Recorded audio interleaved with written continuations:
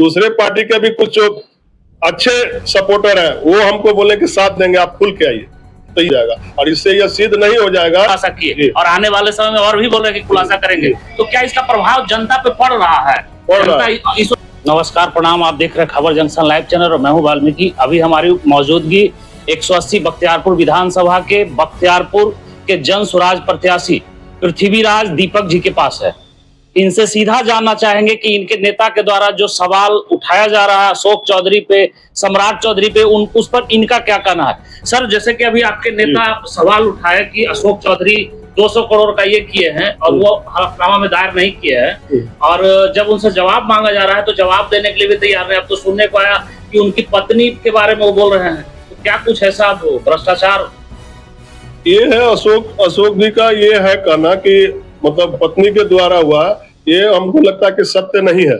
सत्य इसलिए नहीं है कि जब हमारी पार्टी की सारे कागजात और जो डॉक्यूमेंट्स है मतलब दिखाया गया है, तो उसका सत्यापित वो नहीं कर रहे हैं। इस बात को चारों तरफ घुमा रहे हैं और घुमा के सीधा सीधी जवाब नहीं दे रहे हैं। दूसरी चीज क्या है, जब कोर्ट में वो अपना दायर किए हैं, जो भी केस वो दायर किए हैं, तो उस केस पे तो उनको वहां सत्यापित करना चाहिए।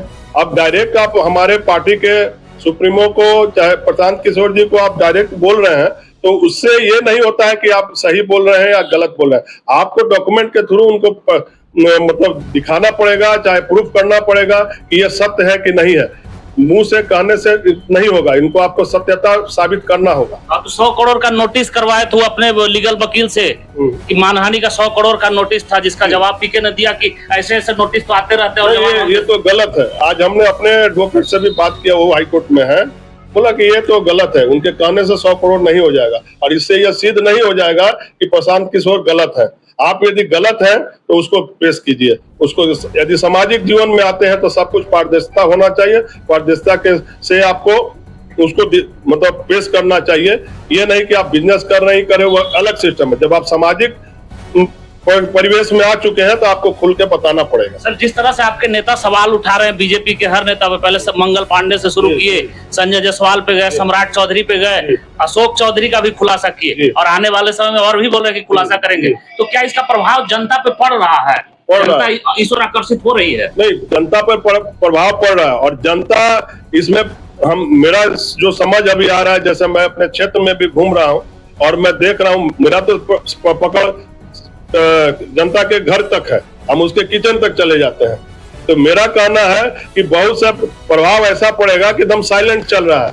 और इस क्षेत्र में भी हम घूम रहे हैं, तो उन्होंने कहा कि आप खुल के आइए ना। खुल के आने का मतलब आप यहाँ पर हम लोग साथ देंगे।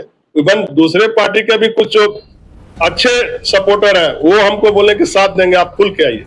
तो इससे हम सिद्ध हो रहा है कि जनता अंदर अंदर चाह रही है आपको, और आप चाह रहे खुल के नहीं आ रही है, तो वो अंदर अंदर करंट चल रहा है। वो करंट हो सकता है आने वाले समय में खुल के बाहर आ जाए। तो इस मुद्दे का प्रभाव पड़ रहा है जनता पर, जिस तरह से भ्रष्टाचार का खुलासा कर रही है। और बीजेपी कहती थी कि हम भ्रष्टाचार में संलिप्त नहीं है, और सारा भ्रष्टाचारी वही मिल रहा है। तो क्या लोग जन स्वराज की तरफ आ रहे हैं, आकर्षित हो रहे हैं?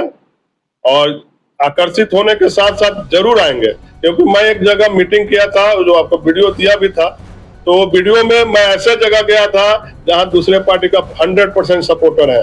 मैंने प्रशांत जी का पूरा जो उनका सोच है और उनका जो सिस्टम है, जिस तरह से चलाना है बिहार को, वो चीज हमने बताया, तो उसमें उन्होंने स्वीकार किया और बोला कि आप आइए। और वो उससे प्रभावित हुए सारे चीजों से। वहां पे हमारी बहुत सा पूछ भी आदमी गया तो सपोर्ट भी किया। चलिए, पृथ्वीराज जी से ये वो एक छोटा सा इंटरव्यू था। आगे फिर अपने चैनल के साथ जुड़े रहेंगे और आगे इनका अपडेट दिखाते रहेंगे। मैं खबर जंक्शन लाइव से वाल्मीकि, धन्यवाद।